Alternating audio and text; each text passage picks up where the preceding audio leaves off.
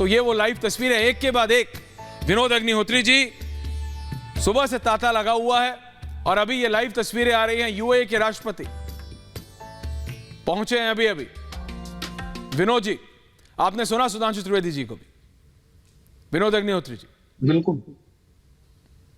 तो आप सवाल मतलब क्या पूछ रहे हैं मुझसे? नहीं, मैं पूछ रहा हूं सुधांशु जी की बात को आगे बढ़ाऊं मैं? नहीं, सुधांशु जी की बात को आगे बढ़ाना चाहते हैं, आप अपनी प्रतिक्रिया रखना चाहते हैं।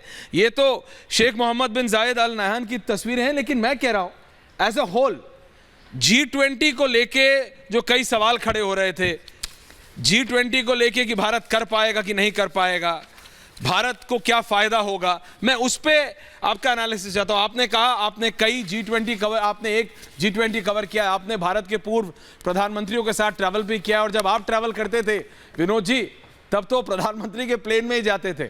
हम लोगों को तो वो मौका नहीं मिला, हम लोग तो अलग से जाते हैं जब हमें कवर करना होता है। आप लोग तो प्रधानमंत्री के साथ ऑन्टराज उसी प्लेन में जाते थे, तो आप लोगों के पास तो और हैंड्स ऑन होता था। लेकिन how do you see all of this Vinod ji? देखिए, एक तो प्रधानमंत्री के साथ जाने का सबसे बड़ा लाभ ये होता है कि आप उस प्रतिनिधिमंडल का हिस्सा माने जाते हैं और आपको हर जगह एक्सेस मिल जाती है। जहां भी जो जितने कार्यक्रम होते हैं उस सब जगह आप एज ए डेलीगेट आप वहां पर मौजूद होते हैं। ये एक लाभ होता है। हाँ। जो सबसे बड़ा लाभ है। खैर, मैं देखिए इस G20 के आयोजन को लेकर के मैं तो शुरू से ही बहुत ही उत्साहित और बहुत ही मेरी सकारात्मक प्रतिक्रिया रही। और भारत की क्षमता पर कोई प्रश्न चिन्ह लगाने का कोई मतलब ही नहीं है।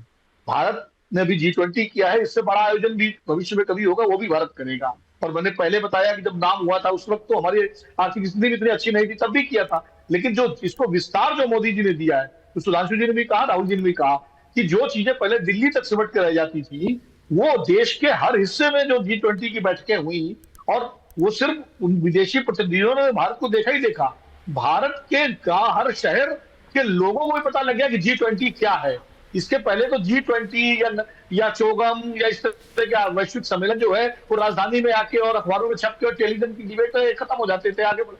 अब आप देश के किसी भी हिस्से में लोगों से बात करिए तो सबको पता है कि G20 का क्या मायने है। ये एक बड़ी उपलब्धि है और ये एक बड़ी सार्थक नीति रही है इस मामले में मोदी जी की, कि उन्होंने G20 को जैसे वैश्विक आयोजन को सिर्फ दिल्ली तक सीमित करके भारत के दूर दराज क्षेत्रों और शहरों में, यहाँ तक पूर्वोत्तर तक जो है वहां भी बैठकें हुई हैं, दक्षिण में हुई है, पश्चिम में हुई, हर देश के हिस्से में हुई है। तो लोगों को भी इसमें जो है कि भागीदारी बढ़ी है। एक तो ये लोग, और इससे मिलेगा क्या? इससे निश्चित रूप से भारत की जो वैश्विक उसकी जो भूमिका है, जो उसकी ग्लोबल लीडरशिप है, उसमें उसको निश्चित रूप से एक बड़ा लाभ मिलने जा रहा है।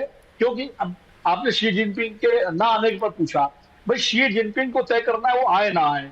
हमारा तो भारत ने आयोजन किया, जो आ रहे हैं उनका स्वागत है, जो अपना प्रतिनिधि भेज रहे हैं उनका भी स्वागत है, जो एजेंडा है, जो मुद्दों पर चर्चा होगी आर्थिक और तमाम सारे विषयों पर, उसमें वो अपने प्रदेश का पक्ष रखेंगे। और मुझे लगता है निश्चित रूप से जो प्रस्ताव पारित होंगे उसमें भारत की बड़ी भूमिका होगी। खास करके जो एक सबसे बड़ी जो चुनौतियां हैं, आर्थिक चुनौतियां दुनिया के सामने, जैसे जिस वक्त लगातार पूरे विश्व में महंगाई की बढ़ रही है, विश्व के सामने तमाम से आर्थिक, चीन का जिक्र किया सुधांशु जी ने, उनके सामने अर्थव्यवस्था की चुनौतियां, और कई देशों में रूस यूक्रेन युद्ध के बाद जिस तरह की चुनौतियां सामने आई हैं, इन पर चर्चा होगी, इन पर कुछ रास्ते निकलेंगे। हो सकता है संयुक्त अपील जारी की जाए कि रूस और यूक्रेन की लड़ाई रोके और बातचीत करें। ये सारी चीजें हो सकती है। तो मुझे लगता है इससे बहुत सार्थक और सकारात्मक उम्मीद की जानी चाहिए। और देखिए, सबसे बड़ा आज जो है, सुबह जो पूर्व प्रधानमंत्री मनमोहन सिंह ने साक्षात्कार दिया है, उसमें उन्होंने G20 की सफलता पर अपनी शुभकामनाएं दी, उन्होंने उम्मीद जताई। साथ ही जो सुधांशु जी ने कहा, अटल जी की कविता का उल्लेख करते हुए उन्होंने कहा कि मैं भारत के भविष्य को लेकर कतई जो है नकारात्मक नहीं हूं, मैं देख रहा हूं भारत का भविष्य बहुत उज्जवल है।